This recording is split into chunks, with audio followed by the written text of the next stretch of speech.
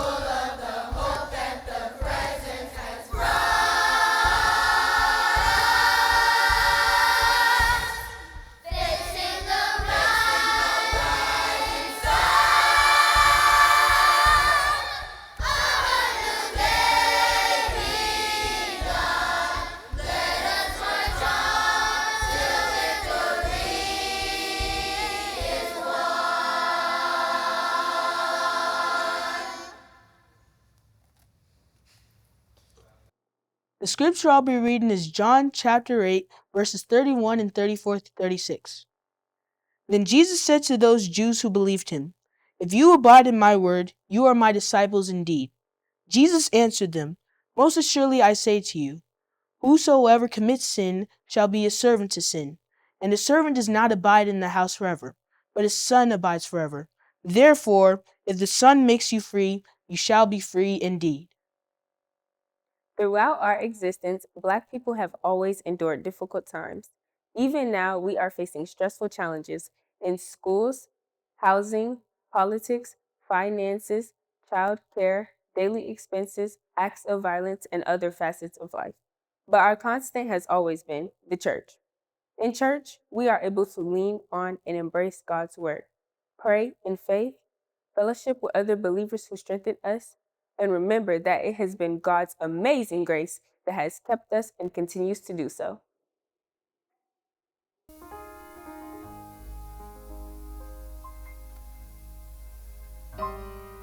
The next song needs no introduction.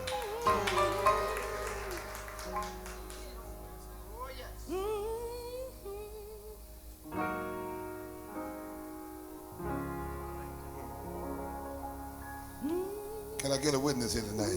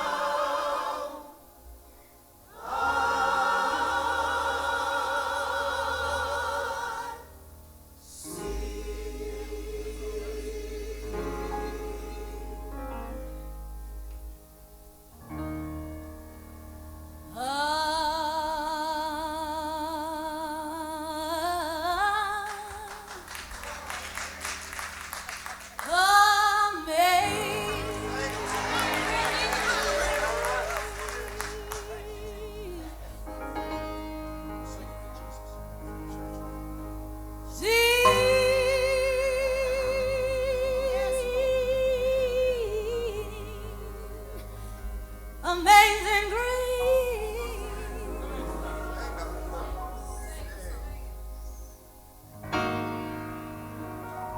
how sweet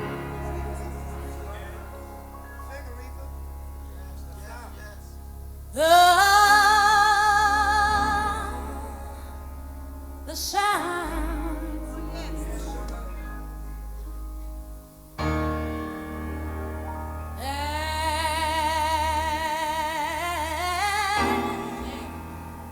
that sings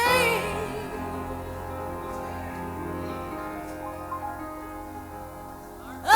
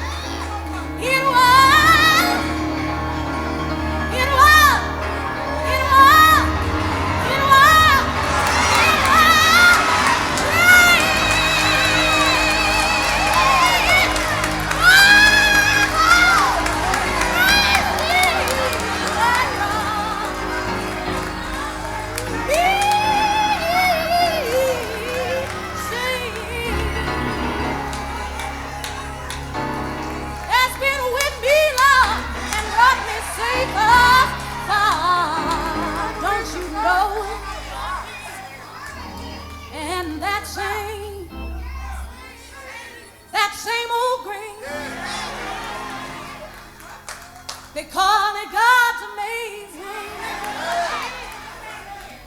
Oh,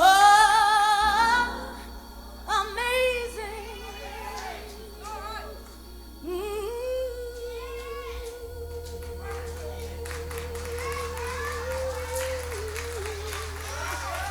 Amazing grace.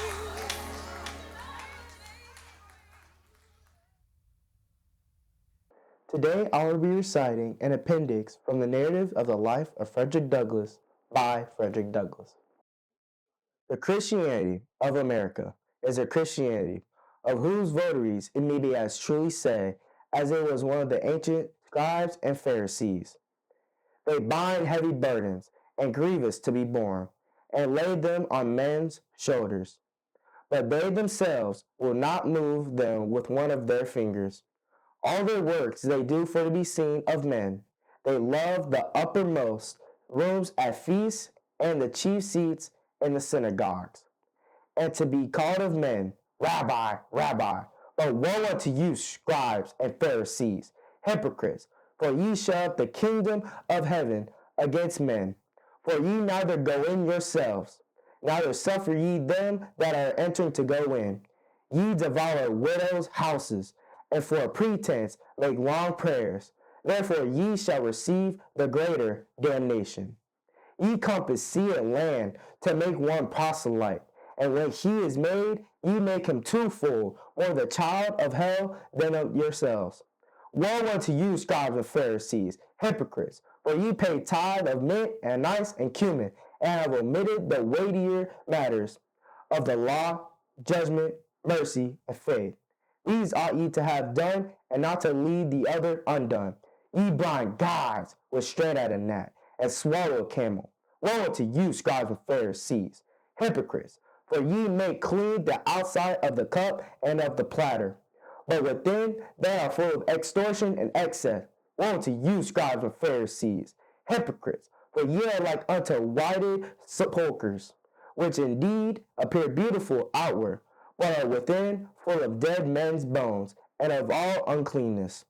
Even so ye also outwardly appear righteous unto men, but within ye are full of hypocrisy and iniquity. Dark and terrible as is this picture, I hold it to be strictly true of the overwhelming mass of professed Christians in America. They strain at a gnat and swallow a camel. Can anything be more true of our churches? They would be shocked at the proposition of fellowshipping a sheep stealer, and at the same time they hug to their communion a man stealer, and brand me with being an infidel, if I find fault with them for it. They attend and pharisaical strictness to the outward forms of religion, and at the same time neglect the weightier matters of the law, judgment, mercy, and faith. They are always ready to sacrifice, but seldom show mercy. There are they who are represented as professing to love God whom they have not seen, whilst they hate their brother whom they have seen. They love the heathen on the other side of the globe. They can pray for him, pay money to have the Bible put into his hand, and missionaries to instruct him, while they despise and totally neglect the heathen at their own doors. I find, since reading over the foregoing narrative, that I have, in several instances, spoken in such a tone and manner respecting religion as many possibly lead those unacquainted with religious views to suppose me an opponent of all religion. To remove the liability of such misapprehension, I deem it proper to append the following brief explanation what I have said respecting and against religion. I mean strictly to apply to the slave-holding religion of this land, and with no possible reference to Christianity proper, for between the Christianity of this land and the Christianity of Christ, I recognize the widest possible difference, so wide that to receive the one as good, pure, and holy is of necessity to reject the other as bad, corrupt, and wicked. To be the friend of the one is necessity to be the enemy of the other. I love the pure, peaceful, and impartial Christianity of Christ. I therefore hate the corrupt, slaveholding, women whipping, cradle plundering, partial, and hypocritical Christianity of this land. Indeed, I can see no reason, but the most deceitful one, for calling the religion of this land Christianity. I look upon it as the climax of all misnomers, the boldest of all frauds, and the gross of all libels. Never was there a clear case of stealing the livery of the court of heaven to serve the devil in. I am filled with unutterable loathing when I contemplate the religious pomp and show together with the horrible inconsistencies which everywhere surround me. We had men stealers for ministers, women whippers for missionaries, and cradle plunderers for church members. The man who wields the blood-clotted cowskin during the week fills the pulpit on Sunday and claims to be a minister of the meek and lowly Jesus. The man who robs me of my earnings at the end of each week meets me as a class leader on Sunday morning. To show me the way of life and the path of salvation, he who sells my sister for purposes of prostitution stands forth as a pious advocate of purity. He who proclaims it a religious duty to read the Bible denies me the right of learning to read the name of the God who made me. He who is a religious advocate of marriage robs whole millions of its sacred influence and leaves them the ravages of wholesale pollution. The warm defender of the sacredness of the family relation is the same that scatters whole families, sundering husbands and wives, parents and children, sisters and brothers, leaving the hut vacant and the hearth desolate. We see the thief preaching against the theft and the adulterer against the adultery. We have men sold to build churches, women sold to support the gospel, and babes sold to purchase Bibles for the poor heathen, all for the glory of God and the good of souls. The slavery auctioneer's bell and the church-going bell chime with each other, and the bitter cries of the heartbroken slave are drowned in the religious shouts of his pious master. Rivals of religion and rivals of slave trade going hand in hand together. The slave prison and the church stand near each other. The clinking of fetters and the rattling of chains in the prison, and the pious psalmist, psalm player in the church may be heard at the same time. The dealers in the bodies and souls of the men erect their stand in the presence of the pulpit, and they mutually help each other. The dealer gives his blood-stained gold to support the pulpit, and the pulpit in return covers his infernal business with the garb of Christianity. Here we have religion and robbery, the allies of each other under devils dressed in angels' robes, and hell presenting the semblance of paradise. I conclude these remarks by copying the following portrait of the religion of the South, which is by communion and fellowship the religion of the North, which I soberly affirm is true to the life and without caricature or the slightest exaggeration. It is said to have been drawn several years before the present anti-slavery agitation began by a Northern Methodist preacher, who, while residing at the South, had an opportunity to see slave-holding morals, manners, and piety with his own eyes. Shall I not visit for these things, said the Lord? Shall not my soul be avenged on a nation such as this? The 1960s were a defining decade in Black history, a time of bravery, unity, and powerful change. African Americans across the country stood up against injustice by organizing sit-ins, marches, and voter registration drives to challenge segregation and discrimination.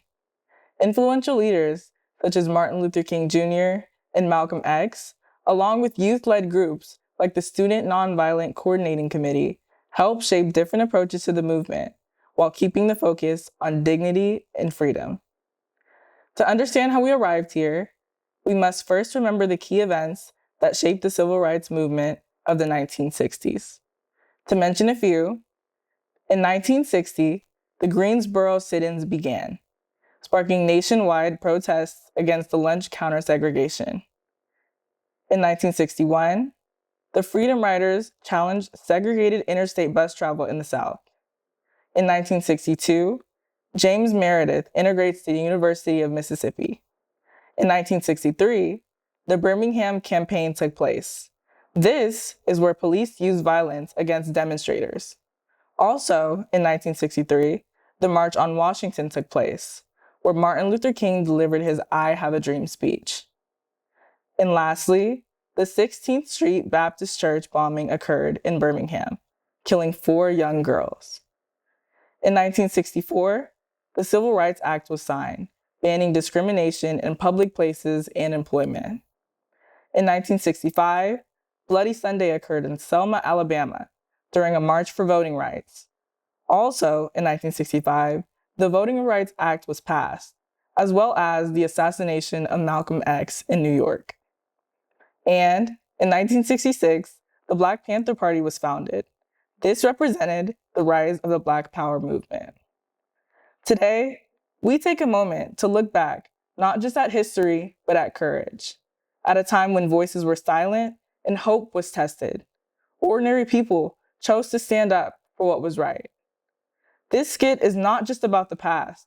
It is about a dream that continues to shape our present and our future. As you watch, listen not only with your ears, but with your heart. I now present to you From Slavery to Freedom. Our Black history is filled with incredible and amazing stories.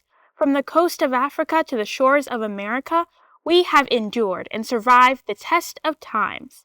From slavery to emancipation, from segregation to integration, and from anti-voting legislation to a voice at the polls, we have come a long way.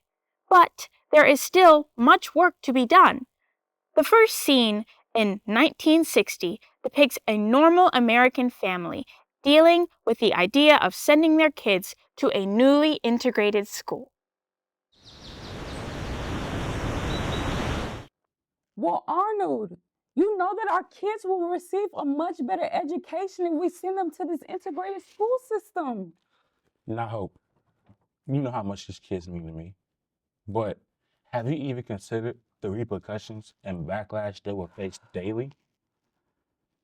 Baby, you know our kids mean the world to me. But imagine the opportunities they will have. They can aspire to become doctors, lawyers, scientists, whatever they desire. Now, Hope, I know how much these kids mean to you, but they could be doctors, lawyers, right here in town for the colored people. I just worry because I've seen the hatred towards people of color. Just the other day, they brutally killed a young Black boy for whistling at a white woman. Yes, I know, and that was very disturbing. But the only way that we're going to receive a proper seat at the table is to resist segregation at all costs. You know what, Hope? You are absolutely right. You're right. But why should we be the guinea pigs in the situation? Why should we sacrifice our kids for the name of equality? What happens when our kids come home afraid, or even worse, injured? I can't even imagine that right now. If somebody touched my kids, they got to see me. Mom, Dad, we're home. Are your brother and sister with you? Yes. We'll talk about this later. The kids are here. Hey, my little one. Hi, Mark. Hi, Sarah. How was school today, guys? School is really boring for me. Why? School is very confusing. What's wrong? I don't know, really. It's just very confusing. It's okay. We'll work on it. And my sweetheart, how was your day? It was okay. Aw, what'd you do today?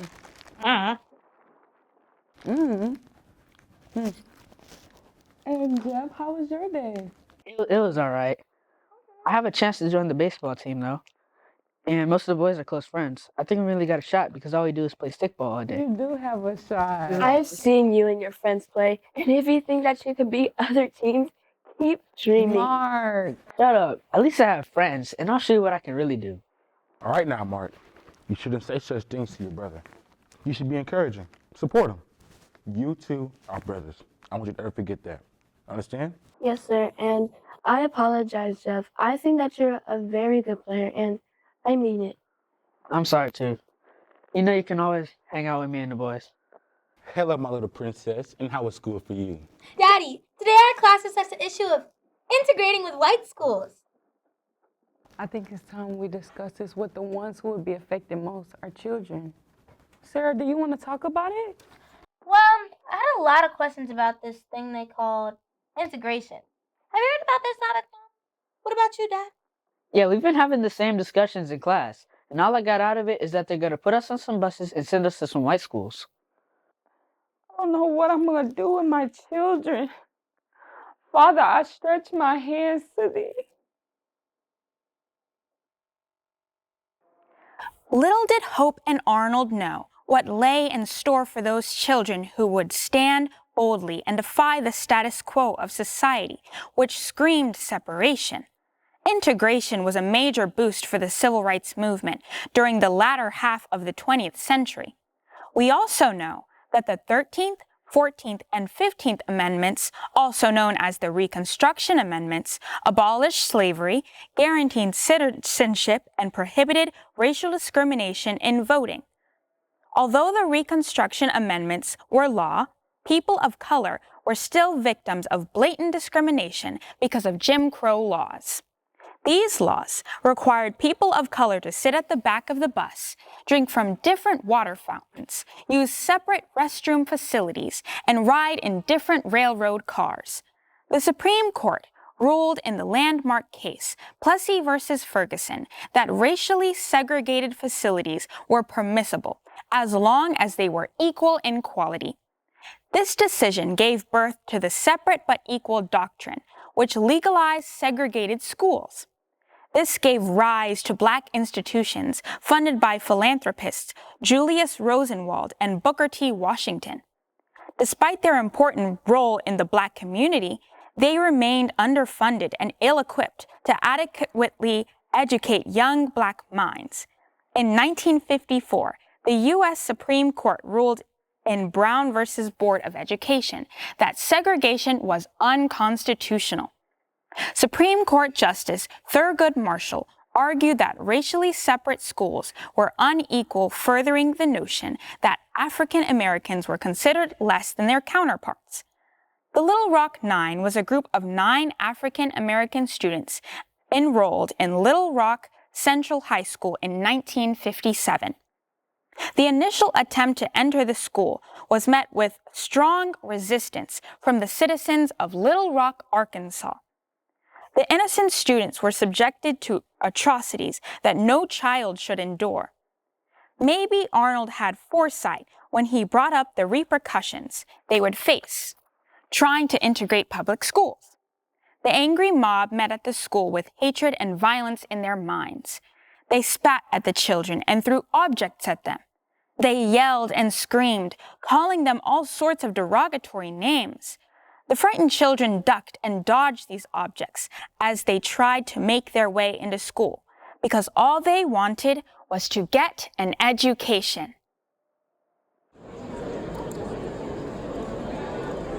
How was your class?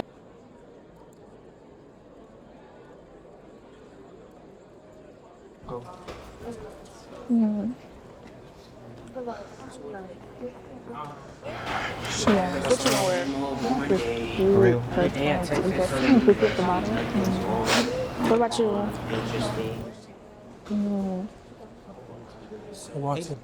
Hey, Beth. Beth. Your name is Beth, right? I seen you around campus. Yeah, and you are? I'm sorry, my name's Jason, and these are my friends Adrian and Daniel. Hi. Nice to meet y'all. Nice to meet you. Nice to meet y'all. And these are my girls, Vanya and Cheryl. It's nice to meet y'all. I'll see you around, Jason. Hey, Beth.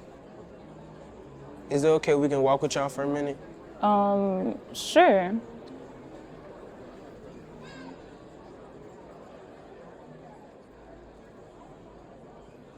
So, I was wondering if I could, are you interested in the organizations we have here at the university?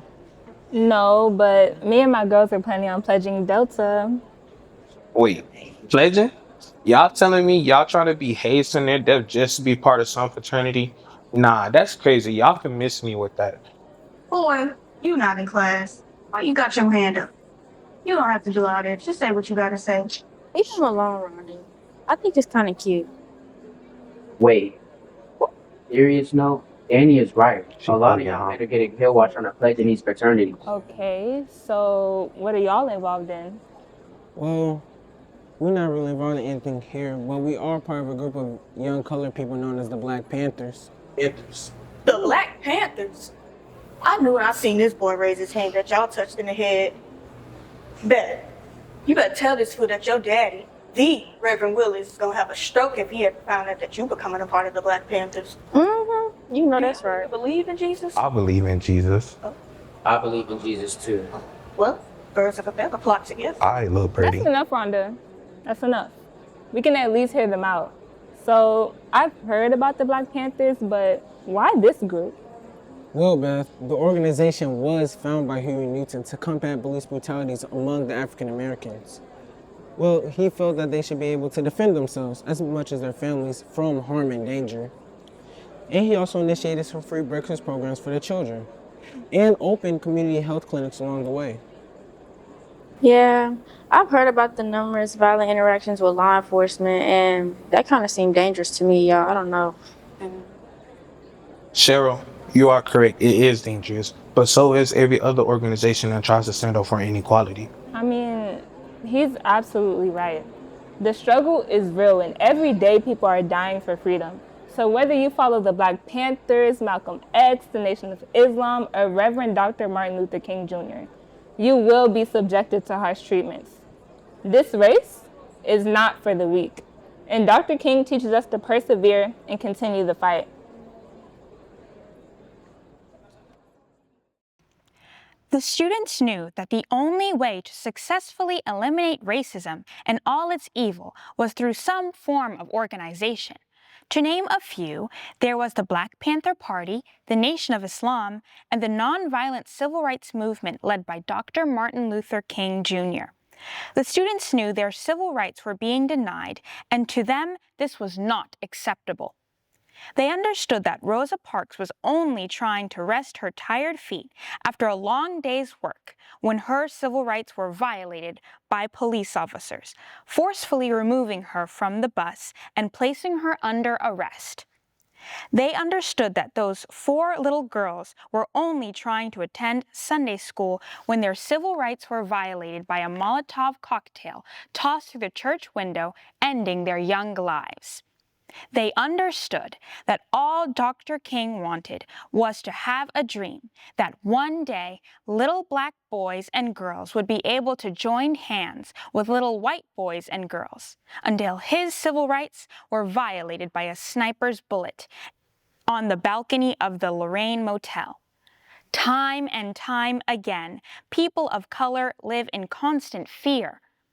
Neighbors watching as young black men are stolen from their homes in the middle of the night by men wearing white masks. These young boys are often discovered the next day, lynched and left hanging from oak trees, their only crime the color of their skin. They would watch as their daughters were taken away and brutally raped by the same men who swore to protect them. They would watch as their fathers were wrongfully accused of crimes and sent away to prison, leaving mothers raising children all alone. When will all this suffering end? There has to be more to life than living like this. Why are we denied basic rights, such as the right to vote? Why can't I walk through the front door of an establishment without getting escorted immediately to the rear entrance? Why can't I get on a public bus and sit at the first available seat or enter a diner and eat at the same counter? The students were tired of being afraid. They only wanted to attend the university and get the best education for their future. But can you imagine trying to concentrate for an exam when you're constantly looked over your shoulder? Relief for the students would come in 1964 when Lyndon B. Johnson ratified the Civil Rights Act. The architect of this act, Dr. Martin Luther King Jr., solidified his role in history by ensuring that discrimination would not play a role in gaining employment. His mission was to outlaw segregation in hotels, restaurants, schools, and other public accommodations. Though the Civil Rights Act of 1964 marked a turning point, it did not erase injustice overnight.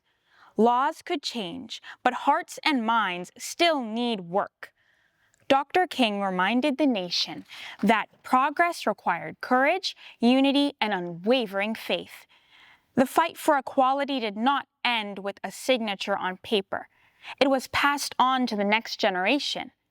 These students understood that their voices mattered, that their education mattered, and their future mattered.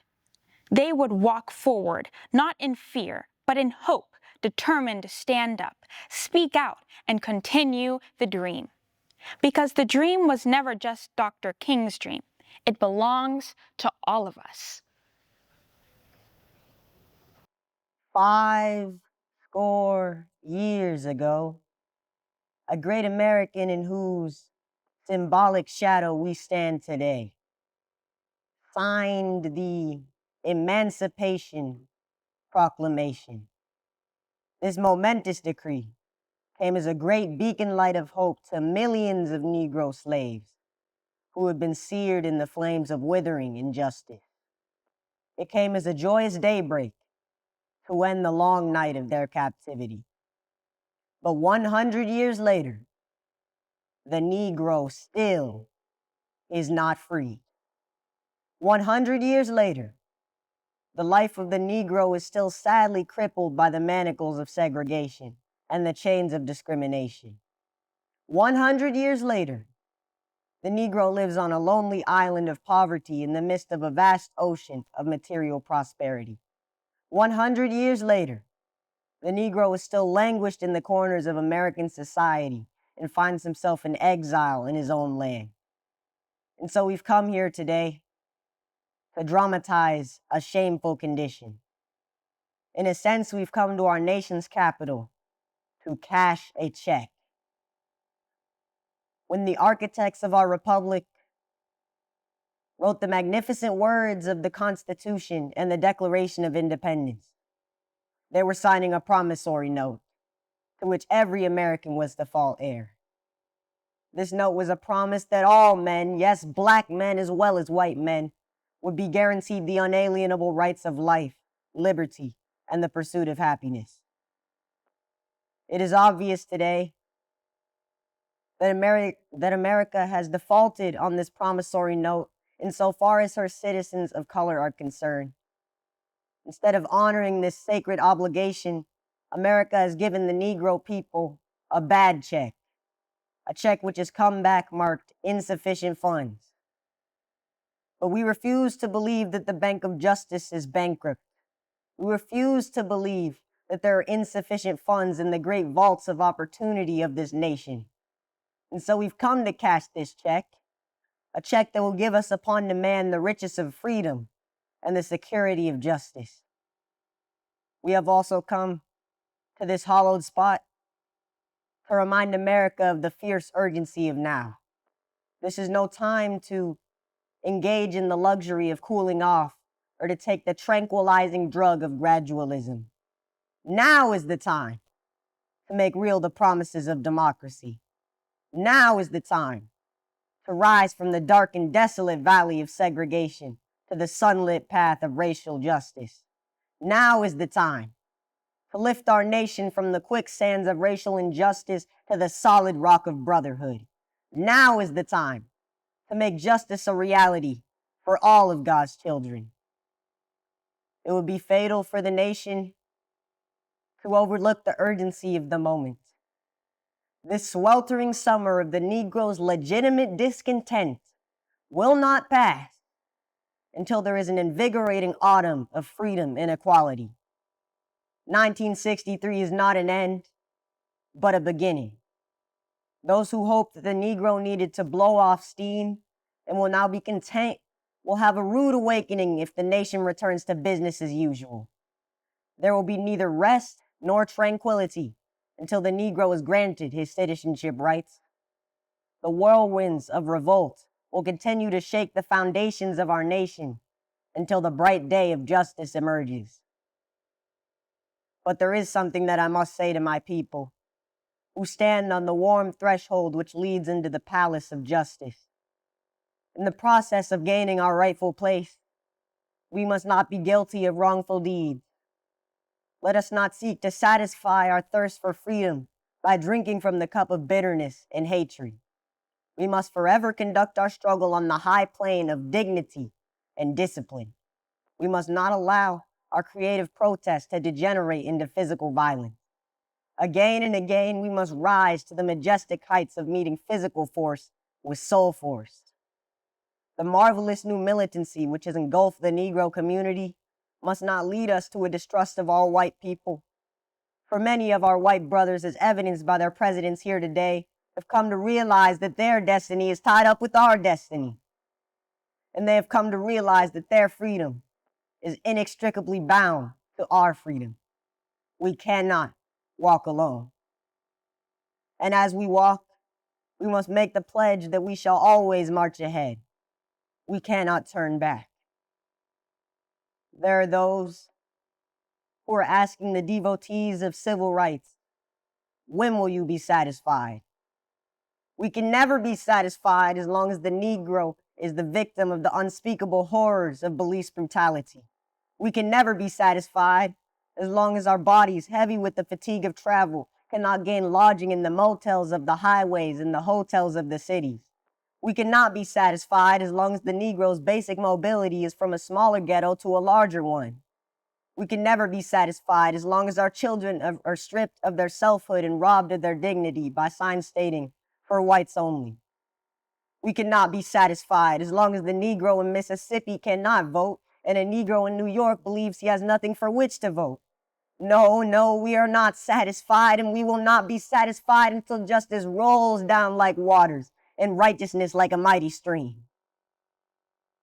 I am not unmindful that some of you have come here out of great trials and tribulations. Some of you have come fresh from narrow jail cells. Some of you have come from areas where your quest for freedom left you battered by the storms of persecution and staggered by the winds of police brutality. You have been the veterans of creative suffering. Continue to work with the faith that honor in suffering is redemptive.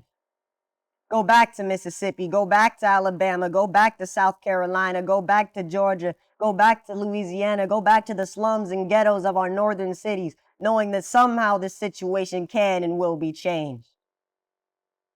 Let us not wallow in the valley of despair. I say to you today, my friends, so even though we face the difficulties of today and tomorrow, I still have a dream. It is a dream deeply rooted in the American dream. I have a dream that one day this nation will rise up and live out the true meaning of its creed. We hold these truths to be self-evident, that all men are created equal.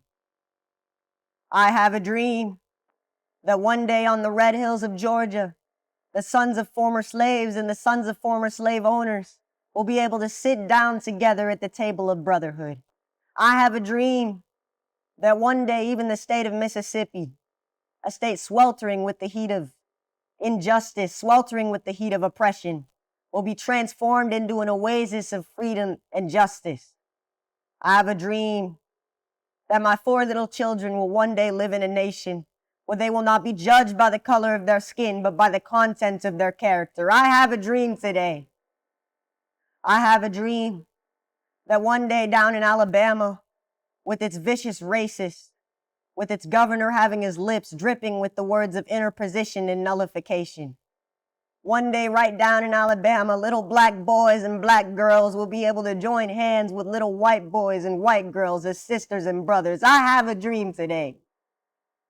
I have a dream that one day every valley shall be exalted, every hill and mountain shall be made low, the rough places will be made plain, and the crooked places will be made straight, and the glory of the Lord shall be revealed, and all flesh shall see it together. This is our hope. This is the faith that I go back to the South with. With this faith, we will be able to hew out of the mountain of despair a stone of hope. With this faith, we will be able to transform the jangling discords of our nation into a beautiful symphony of brotherhood. With this faith, we will be able to work together, to pray together, to struggle together, to go to jail together, to stand up for freedom together, knowing that we will be free one day. This will be the day when all of God's children will be able to sing with new meaning. My country, 'tis of thee, sweet land of liberty, of thee I sing. Land where my fathers died, land of the pilgrim's pride. From every mountainside, let freedom ring. And if America is to be a great nation, this must become true. And so let freedom ring from the prodigious hilltops of New Hampshire. Let freedom ring from the mighty mountains of New York. Let freedom ring from the heightening Alleghenies of Pennsylvania. Let freedom ring from the snow-capped Rockies of Colorado. Let freedom ring from the curvaceous slopes of California. But not only that, let freedom ring from Stone Mountain of Georgia. Let freedom ring from Lookout Mountain of Tennessee. From every hill and molehill of Mississippi, let freedom ring. From every mountainside, let freedom ring. And when this happens, and when we allow freedom ring, and when we let it ring from every village and every hamlet, from every state and every city, we'll be able to speed up that day when all of God's children, black men and white men, Jews and Gentiles, Protestants and Catholics, will be able to join hands and sing in the words of the old Negro spiritual. Free at last, thank God Almighty, we are free at last.